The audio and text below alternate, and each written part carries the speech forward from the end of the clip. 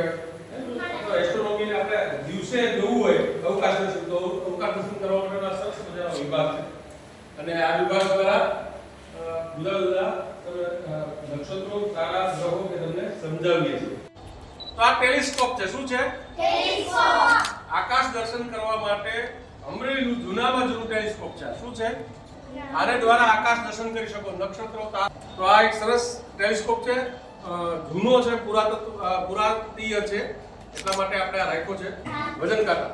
તો એ વજન કાંટામાં તમારા ગ્રહો ઉપર, જુદા જુદા ગ્રહો પર તમારું વજન કેટલું થાય એ જોવા માટેનો છે. એ પણ તમે જોજો કે તમે પૃથ્વી ઉપર આપણે ગુરુત્વાકર્ષણ છે, આપણું વજન એટલું છે. ચંદ્ર ઉપર જાવ તો કેટલું થાય.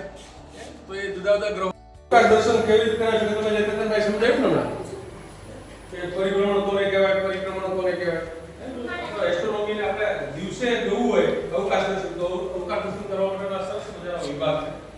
અને આ વિભાગ દ્વારા જુદા જુદા નક્ષત્રો, તારા, ગ્રહો કે તમને સમજાવીએ છીએ.